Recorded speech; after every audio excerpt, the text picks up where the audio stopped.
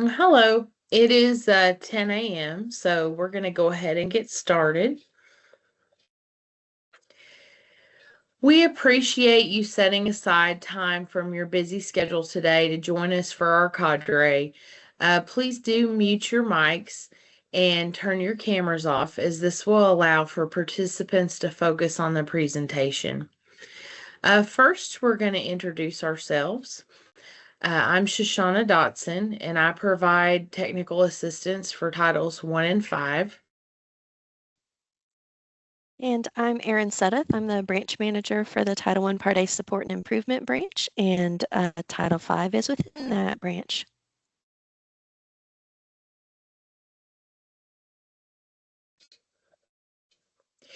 If you have questions, please drop them into the Teams chat and we will answer those throughout the webinar.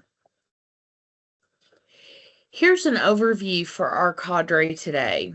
First, we're going to look at how you can evaluate the effectiveness of your Title V program. We're also going to have coordinators from 2 different districts for our coordinator share out time. And we'll look at the Teams chat for any final questions. And finally, as always, I will share some helpful resources with you. Don't forget that this webinar and the PowerPoint will be posted to the Title V portion of our KDE website shortly after the conclusion of today's presentation.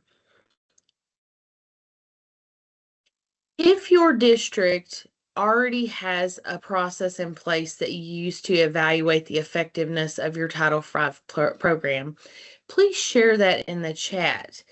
Share what method you use and how often you evaluate, and I'll give you all a few minutes to do that.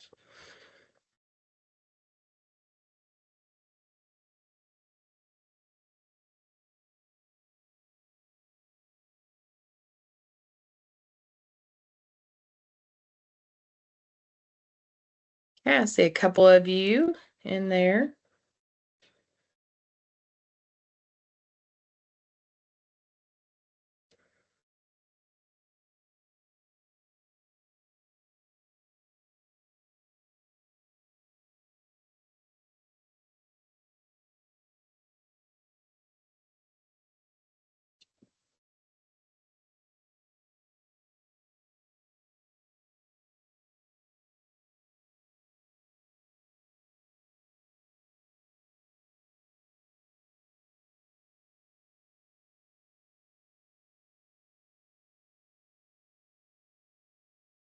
Well, a couple of you were starting to type. I'll go back to the chat right after I finish this slide up, and then we'll look at what those responses are. Today we're going to discuss evaluating your Title V program. But first we're going to consider, what is program evaluation? Why should evaluation be done? What methods should be used to evaluate? And how often should evaluation take place? Okay, and now I see we do have some responses. Thank you for those of you that volunteered your responses. So from Morgan County, we have surveys, collections of documentation, similar to Title I review without access to Title I next. We've got annual evaluation survey and monthly budget check-ins. And program evaluation has evolved since our monitoring visit. We use our monthly ELA meetings with administrators to evaluate the program, including funds usage, effects on assessment, and stakeholder inclusivity. Always good to include those stakeholders in there. Surveys and in-person meetings, and monthly PLCs with literary coaches, time and effort documentation, coaching logs, coach teacher surveys. Great. Data analysis too, because we use a lot of funds for professional learning. That's great. Great. It sounds like a lot of you are already evaluating your Title V programs, and it is very important. Like I said, we're going to be discussing we're going to discuss some of the ways to evaluate, and then, why you should be evaluating and things like that. Okay, so going to program evaluation, what does it mean to evaluate? Basically, it's an assessment to determine effectiveness. Your goal is going to be to analyze the initiatives and activities that you are doing and their results by creating a system. It's also a requirement with federal programs. According to 2 CFR 200.329A, KDE and each LEA is responsible for the oversight of each federal awards function or activity. The activities funded by the award must be monitored to ensure that they are compliant with all requirements and that they meet performance expectations. This also ties into the RAND principle for allowable purchases. Remember that RAND stands for reasonable, allocable, necessary, and documented. It would not be reasonable or necessary to utilize federal funds on an initiative that is not effective. Why should you evaluate your Title V program? Evaluating improves the design and implementation of it. It helps you to analyze why Title V matters for your district. We know it can be easy to copy and paste applications from year to year or parts of those, and sometimes you may want to keep an initiative or purchase the same things if those things have been successful. But we just want to make sure to do that evaluation first, so we are basing the decision on evidence of success. It does provide accountability for how the resources are being used. Evaluating your program periodically helps you to see if positive outcomes can be directly related to how you've chosen to spend your funds. It can also provide accountability for the monitoring of other staff periodically who have been given duties funded by Title V and the resources purchased with those funds. And it helps guide the future planning. When you collect some sort of data, you can be assured of what effect your initiatives have had and if you should proceed with the same initiatives in the future or try something new. Evaluation can also help you demonstrate the impact of your Title V program. If your goals were met or exceeded, it empowers you for future decision making regarding your Title V program and provides data that can be communicated to others to demonstrate program effectiveness. When you do choose a method to evaluate your program, there are many ways that are available, but it is really important to choose one that works best for you and your district. If you do not already have an evaluation process in place for your Title V program, it may be most helpful to focus on only one of the initiatives in your application. There are several important elements that should be included. First, intent. What objectives are you trying to achieve through the use of your Title V funds? Next, programming. How are Title V funds being used to achieve your objectives? Then, expected outcomes. How will you know if your Title V funds have been spent effectively? Next, program evaluation. How does quantitative or qualitative data support the effectiveness of your Title V program? Last, next steps. How will the use of your Title V funds change due to the evaluation results? Let's go through these components using a relevant example. So with intent, let's say last year your district had an influx of English learners, but you don't qualify for Title III funding. The achievement gap for those students grew throughout that last school year. Then you consider programming.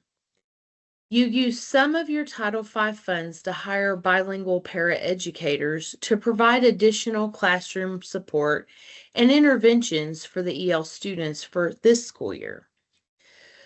For expected outcomes, if this initiative is successful, these EL students will make gains and the achievement gap will decrease. Then in the program evaluation phase, you can see that the EL students made a 5-point gain in one of the areas of achievement. Considering next steps. With this example, the interventionist will continue to be paid with Title V funds the following school year to provide additional academic gains for these students. When you are setting up an evaluation process, before you can effectively evaluate your Title V program, it is important to form an action plan so that the data you collect can be done in a logical, systematic way. I'm going to discuss 3 types. First, the SWOT plan has 4 components: strengths, weaknesses, opportunities, and threats. It can be used to formulate an action plan. Next, the 30, 60, 90-day plan. From my experience with monitoring, many districts use these already to collect the data for evaluating the effectiveness of many programs. This is a structured strategy with 3 or more phases. Finally, PDSA stands for Plan, Do, Study, Act. All 3 of these can be found on our KDE website with helpful templates by using the links at the bottom of this slide. When you are considering SWOT analysis, it is a great way to take inventory of your district when you are deciding on an initiative to fund with Title V. SWOT has 4 components, like I mentioned. The strengths are advantages that your district has internally, like subjects your students excel in, motivated staff, and processes and procedures. Weaknesses are disadvantages that your district has internally that stop you from performing at your optimal level. Weaknesses can include out-of-date curriculum or intervention methods, student discipline issues, and lack of effective internal communication. Opportunities are external circumstances that can lead to positive outcomes and can include things like new technology trends, community partnerships, and untapped funding sources. Threats tend to be external to your district and beyond your control, like changing demographics and economic shifts. SWOT analysis can give you insight into where your district stands at the beginning of the process, and it can help you to understand how to move forward.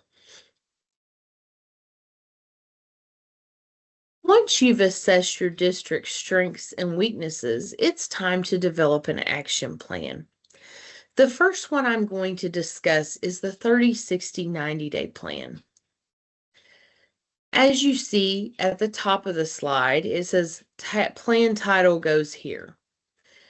The title for your plan would be whatever need you'd like to address with your Title V funds.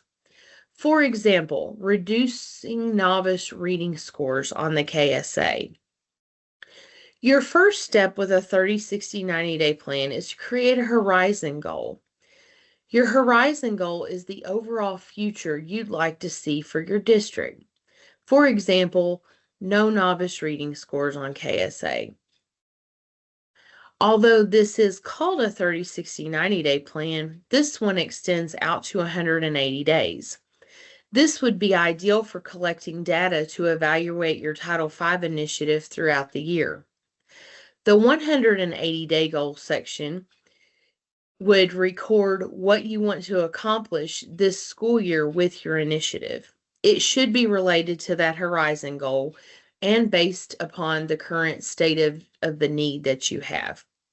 Next, you flesh out the different stages, which includes planning for 30, 60, 90, 120, 150, and 180 days. In the section that says, in the first 30 days, we will know we are successful when, You will add statements that list things that will occur if the first 30 days of the initiative is successful in creating the desired change.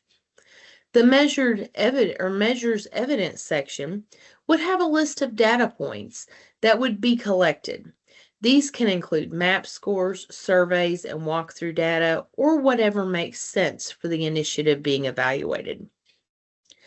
The 30-day action strategy section would be a list of specific tasks that would occur in this 30-day period. Each task would have staff assigned to it, a deadline during that first 30 days, and the methods that are used to document the tasks. This could include emails, meeting minutes, feedback surveys, and parent communications. But again, you would tailor that to the evidence or tailor that evidence to your initiative. The "if we are not successful" section would include an analysis of reasons why the desired change did not occur. Common barriers can include setting unrealistic goals or an inability to meet deadlines due to unexpected school closures like the snow we've got going on right now. At the conclusion of the first 30 days, you use the data collected and observations made to set new goals for days 31 through 60. The sections are to be completed in the same way, taking into account what you've learned from the implementation of the initiative during the prior 30 days. At day 61, you repeat the process based upon the new observations and data from days 31 through 60, and so on in 30-day increments until you reach the final 30 days of your plan. Whether you're stopping at 90, 120, 150, or 180 days, each 30-day section will look the same, outlining measures for success, action strategies, responsible parties, deadlines, and next steps if the plan is not successful.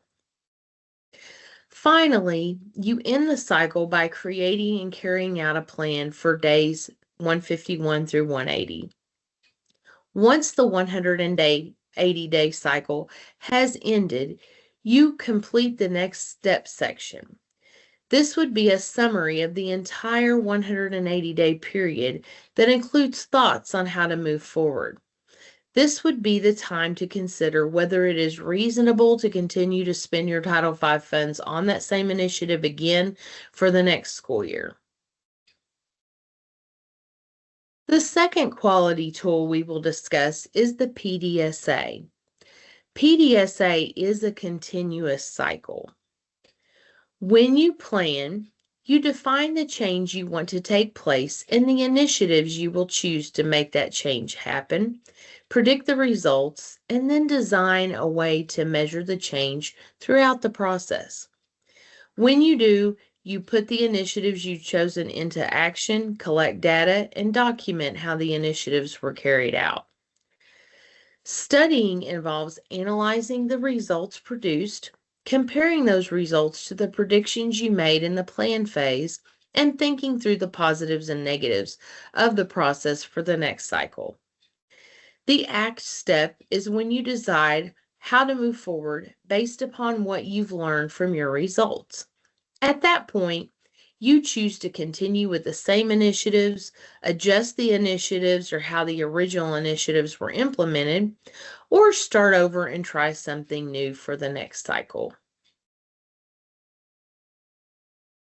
So as before, we're going to look at this with a specific example that I think is relevant to a lot of you. Lots of you do fund intervention software with Title V. So I've tailored this example to include reading intervention.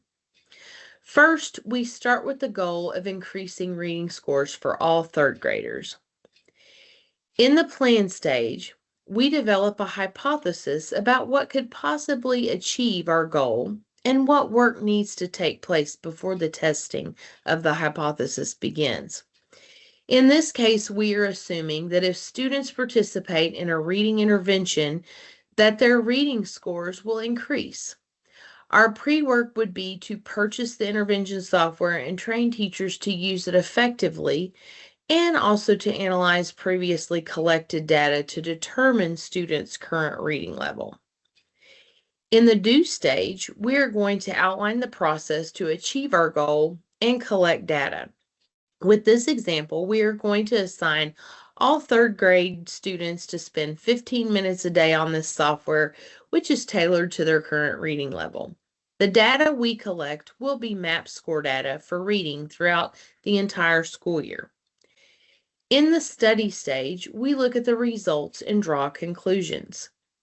Here, 60% of our third graders improved, so our prediction was correct for the majority of students.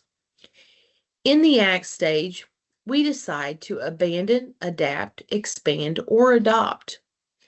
Although 60% is the majority of students, 40% did not improve.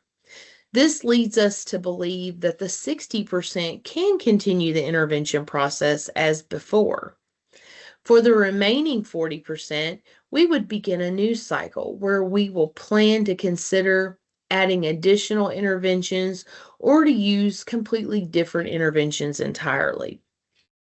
At this point, you would begin a new PDSA cycle. Once you have developed your action plan, carried it out, and collected your data, it is important to evaluate the data. This is where the data questions come in. The data questions are adapted from Edie Holcomb, and they are an evaluation tool that can be used to determine the effectiveness of how your district uses its Title V funds. These questions seek to analyze data collected, interpret the results, and provide conclusions based upon that data. The data questions can be used during the review of data or information that is already collected. These questions and other quality tools, which can be used for data analysis, are available on KDE's Targeted Support and Improvement webpage, and the document is linked on this slide. So let's go through each question using our third grade reading example. What questions are we trying to answer with the data? With our example, will a specific reading intervention software improve reading levels for third grade students? What does the data tell us? The MAP data showed that 60% of the students improved, but 40% did not. What does the data not tell us? Well, it doesn't tell us what about this intervention worked for some students but not others. Could there have been a difference in the way teachers administered the software? Some teachers may have been more motivated and created more excitement for students. Could there have been internet issues? Maybe the speed of transmission differed and some students experienced lagging while using the program, making it a less positive experience. It also doesn't tell us what other factors were involved in student performance. For example, the time of day the software was used could have affected attention span. Question 4 says, what are the causes to celebrate? The fact that the majority of students' reading levels did improve is a good thing. What is the need for improvement? Not all students' reading levels improved, and these students can't just be left behind. What are our next steps? It's clear that this particular software works well with the majority of students, but the district will still need to investigate other intervention methods that will be more effective for the remaining 40%.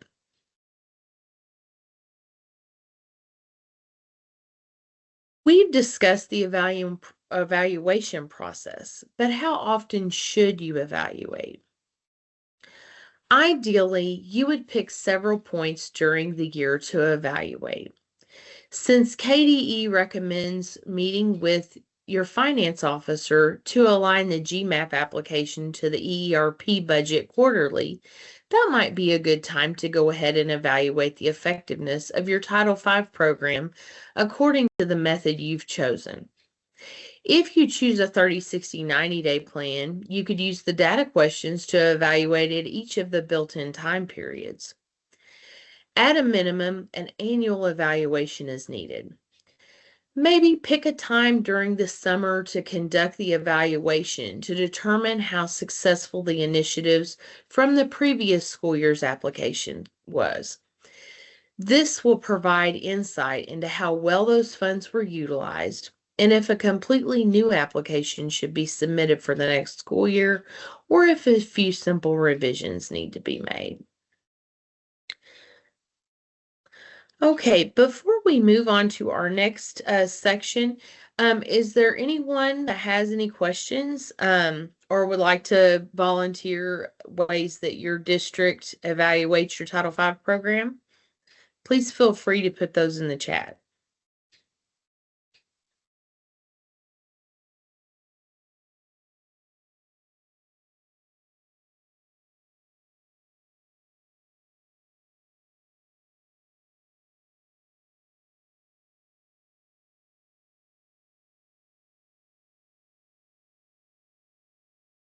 Okay, well then we're going to move on to our next section, which is our coordinator's corner.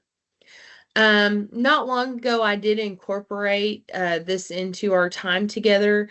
And my goal is that Title V coordinators from districts around the state could share ways that they're using their Title V funds effectively to help students.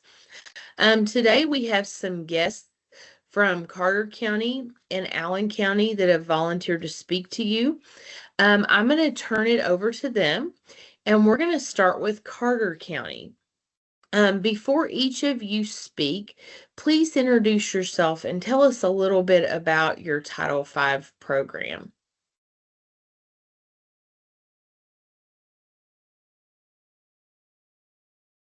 Well, good morning, everybody. Can you hear me? Yes, thank you. All right. My name is Josh Mabry. I am the Director of Personnel and Federal Programs for Carter County Schools in Carter County, Kentucky, which is northeastern Kentucky. This is my second full year as the Director of Federal Programs, and that includes Title I, 2, 4, and 5. And so I'm over all of those programs in our district. We have 11 schools in our district, and so this is actually a pretty tall task. But I'm learning, and that's good. So my first year as the Director of Federal Programs, we were selected for consolidated monitoring by the state. And so that at first was I don't know what the right word to use would be, intimidating, a little scary. And so, we I didn't know what to expect.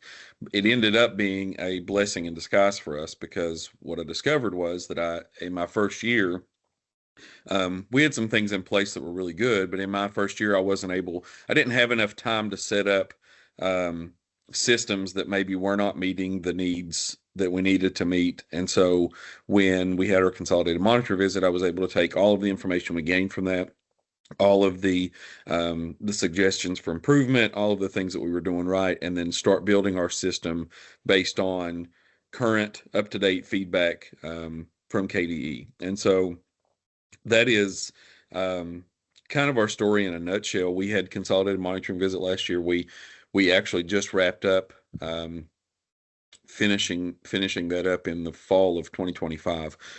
Excuse me, I'm dealing with the same thing, all the congestion everybody else has, so I apologize for that.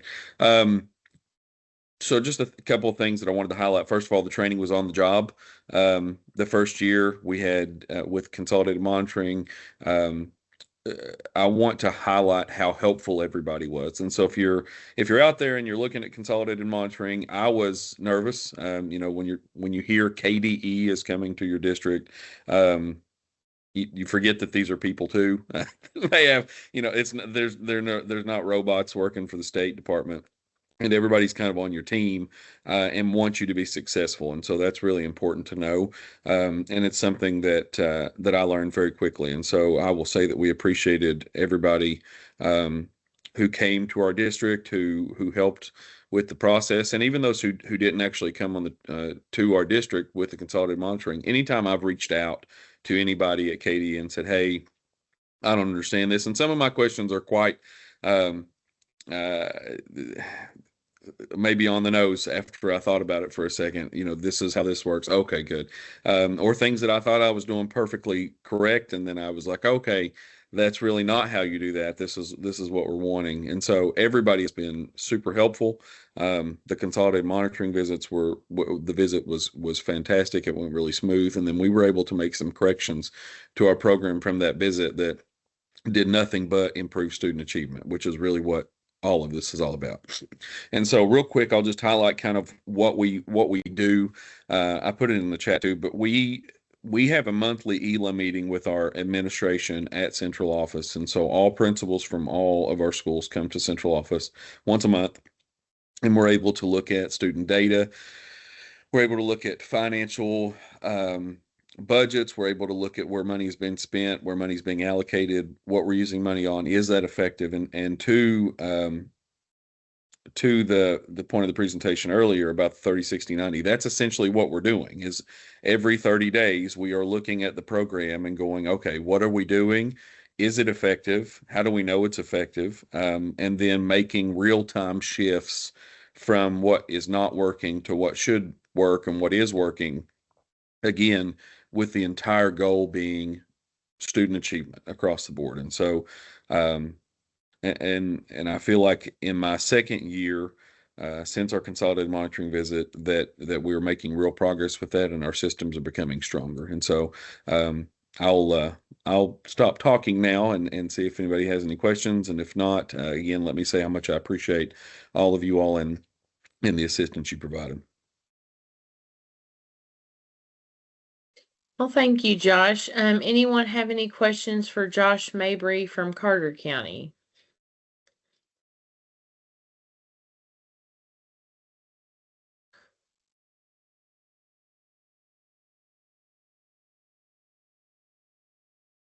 Okay, well, if you think of any, just feel free to put them in the chat and just maybe put Josh with a colon before you start typing so we know they're for Josh and not our next participant. We have someone also on here today from Allen County that is going to make a short presentation. And if you would please introduce yourself and tell us a little bit about Title V in your district before you begin presenting. Hello, my name is Kim Hawkins, and I am the Federal Programs Coordinator for our district in Allen County. We are in South Central Kentucky, and we are experiencing the ice booms this morning. So we were one of the, I think, 5 or 6 counties hardest hit with the ice, and it's a little eerie. So if you hear like earthquake sounds, it's just ice exploding and trees falling. But everyone is safe, and they have restored probably about 70% of the power now, and it's good to be here with you all this morning. And I hope everyone can hear me after that spiel. Okay, good. So my purpose for speaking this morning is to talk about what happens when you have qualified and then you no longer qualify to receive funds. What happens, and to talk about transitioning from for loss of Title V funds, and what happens with that, what it looks like. So Allen County has always, we thought would receive and had received Title V funds. But a couple of years ago, lo and behold, we fell out of the poverty percentage rate for that. And I know that for maybe a lot of coordinators or people just entering the world of title, we talk a lot about the free and reduced lunch rate, what that means, and how a lot of people think that your free and reduced lunch rate is the qualifier for all. And we learned that that is, that is definitely not the case. So I want to first off say that Ms. Seth sends out the emails about the notification of the tentative census, poverty, and hold harmless percentage rates used to determine funding. You want to pay careful attention to that. To that document that comes out, because we found out that it is very common for districts to fall in and out of eligibility from year to year. Allen County met the location requirement for rural, but not the income requirement. And that income requirement is not based upon your free and reduced lunch rate. It is based upon several things. One is 20% or more of the children ages 5 to 17 served by your LEA must be from families with incomes below that poverty line, based upon the data from the U.S. Census Bureau. Small area income and poverty estimates. I think the shortened acronym is SAPE or SAPE. So if you have any questions about that, you can look at your SAPE data. And I know that in the past that they have sent out links to that. So you must be you must be below 20%. Allen County that year, or you must be above 20%. Allen County that year fell at like 19.4. So we no longer qualified. Now, we did qualify for the location requirement, but not the income requirement. And those, the data for your income requirement can come from many different areas. Not just only your free reduced lunch, your poverty rate in your county, but they pull income taxes from people in the county, Social Security, your economic growth for those counties, and so that is how that is calculated. So, here we are thinking, oh my gosh, we have this, pretty high, free reduced lunch rate, district level, school level poverty data. That is not how that is calculated.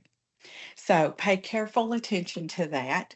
And, our program, and going back to our program, when we collect our data for our needs assessment, we look a lot at what is the cherry on top, what is the supplemental, uh, what is supplemental that we can give our teachers, our students, to impact their academic success, post-secondary success,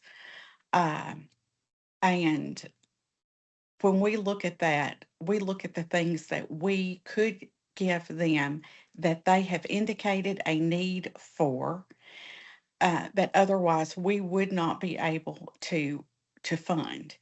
And for us, it has been a lot of technology, uh, STEM type things, teachers seeing things that they would not otherwise be able to put their eyes or hands on, like high tech high, those kinds of those kinds of things that they have indicated are great needs for them.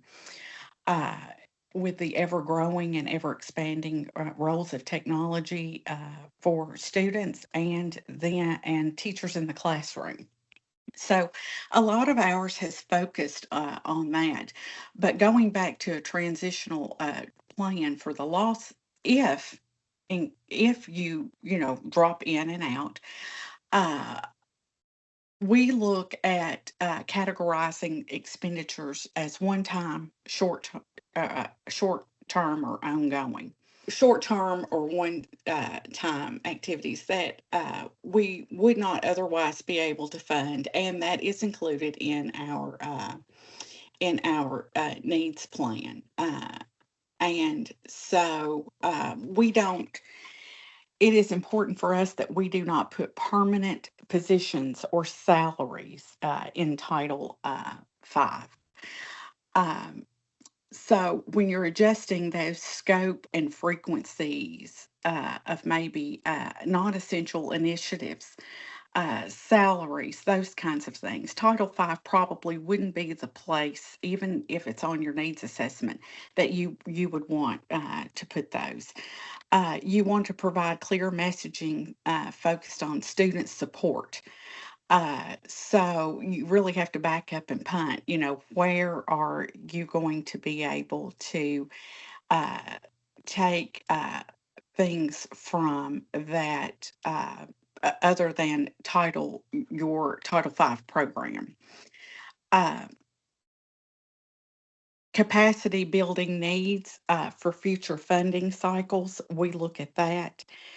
Even though that is a high priority for us, maybe a high priority for you, we still do not put personnel in Title 5. Now, that all depends upon your uh, district needs. However, when you transition from having that money, that pot of money, to no longer having that pot of money, it's very difficult to try to find a place, for salaries. And building the program, you always want to think about what would be the interruption to an instructional service for a student. So we keep that in mind.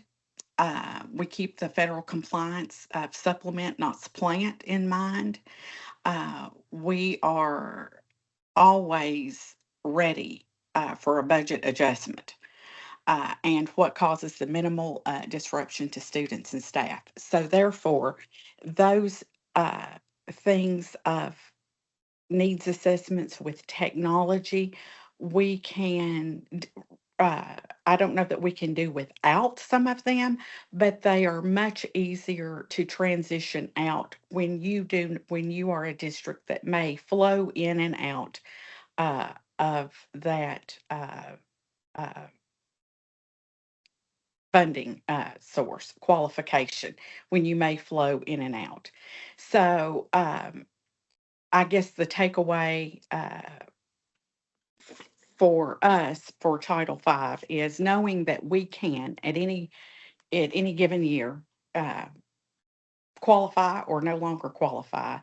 We just do not put salaried positions in Title 5. And we are ever cognizant of the fact that those initiatives from those needs assessments that we are funding with Title 5 would have to either be stopped or absorbed some other way. And so I hope that has been helpful. And I do have a handout for transitioning that goes into greater detail. But for the timing of this, just quick overview. I didn't want to go through all of that, but I will send that to you. And if you would like to send that out, that would be fine.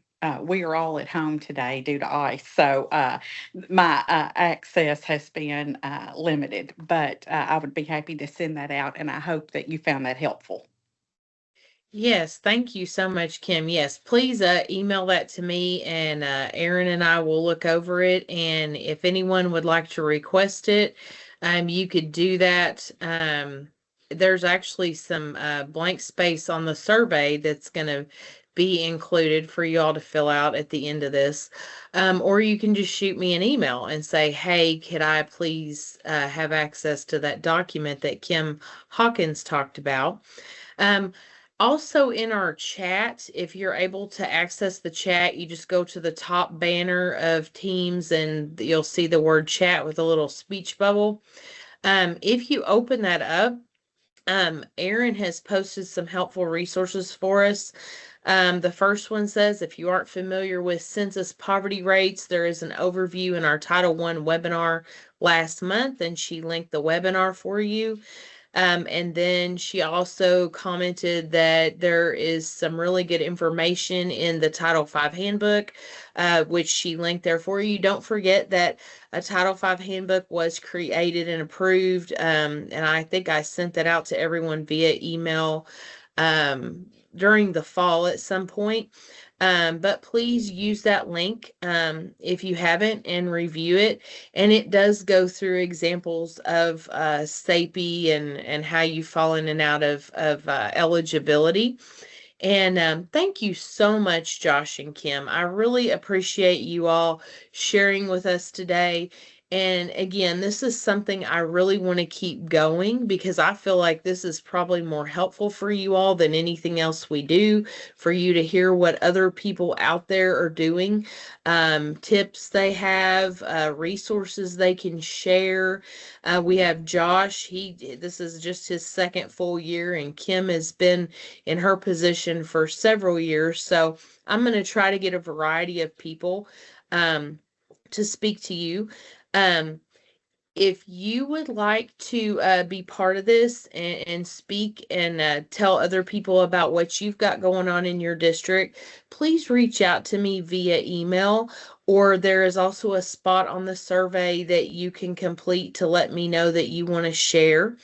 Does anyone have any questions for Josh or Kim? I'll open that back up.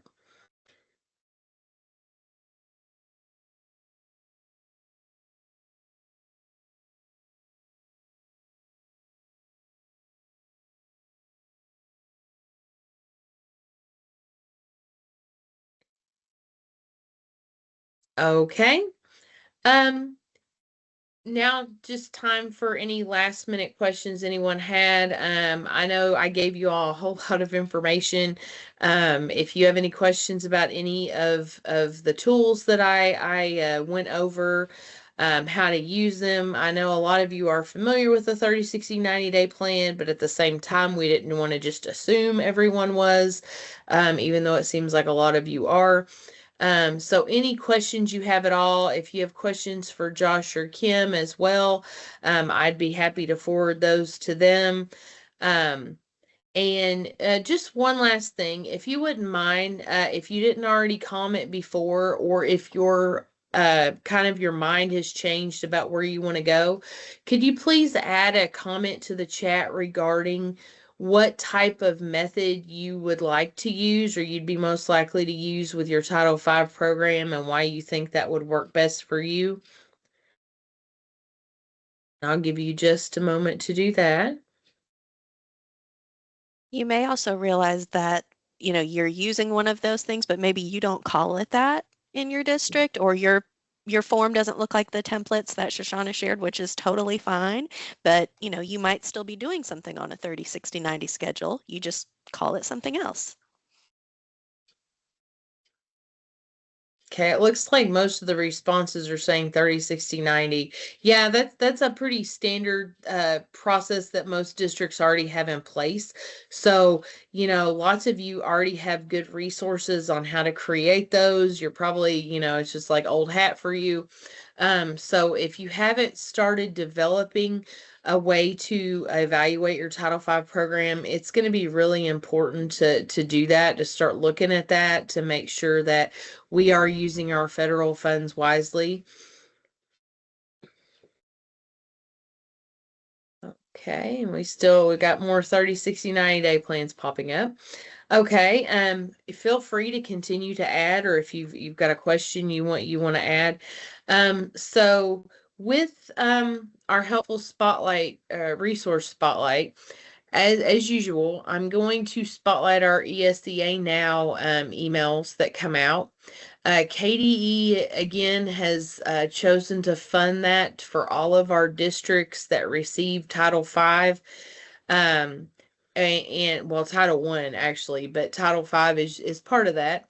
And you will receive these emails twice a week. If you have not been receiving them and you are not the Title I coordinator, or if you are and you haven't been receiving them, please contact me and I will get you connected so that you can. There are so many helpful articles. I read mine. They come on Tuesdays and Thursdays. I read through them every week. Where I'm Title V, it's got helpful information on all the different titles, so not just Title I. And when you're running a Title V program, you have to kind of stay abreast of all the title programs. So it is a big help with that, a great resource with that. Let's see, we got a one last comment. After having Title I and Title II desk audits this year, I'm going to evaluate all of our federal programs through a monthly leadership meeting like Josh, but also have an annual meeting eval. Oh, that's great. Okay, yeah. So periodic and a final evaluation annually. That's a great plan as well. So for our two links that I highlighted from ESEA Now, and again, you have to have the subscription. If you click on these, they're not going to go anywhere without your subscription. So please make sure you contact us to get that if you don't have one. So the first one is ESEA Now's top 10 sample forms and tools of 2025. It put like all those on one little page so you could see them all. And it includes articles on supplement, not supplant across all ESEA programs. You heard Kim talking about supplementing and not supplanting. Very, very important when it comes to certain title programs. And since Title V, it helps to support Title 2 and 4 and 3. It's very important to stay up on all of the things that would be supplemental and not supplanting to those programs. LEA requirements for family engagement. So again, that's Title I, but you can support family engagement with Title V. So helpful for us as well. Allowable cost and inventory control. And then ESA Now's top 10 stories of 2025. Again, way more than I've listed here, but it includes articles on how new legislation affects school meal programs, guidance for working with contractors when federal funding is disrupted. I know that happened to a lot of districts when the ESSER funding was kind of changed. And then using AI to help English learners, a good, very timely topic, and time and effort documentation tips. So lots of good things in those emails.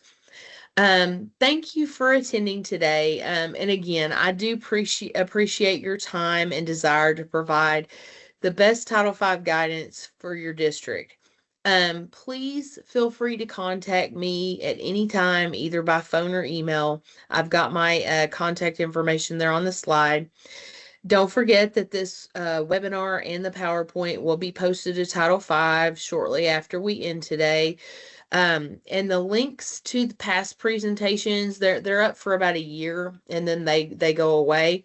But those links are accessible to anyone that, everyone has access to our KDE website. So if you just go to the Title V portion, you can have your principals watch them who are directly related with Title V, or anyone else, your FO, your superintendent, anyone else. So make sure that you share that information with those people. And please don't forget to provide feedback using the survey link in the invitation email I sent out yesterday. Erin has also included the link in our chat for you to access conveniently. Thank you again, and please have a great rest of your day and stay safe in all this cold and snow. And we will see you next time.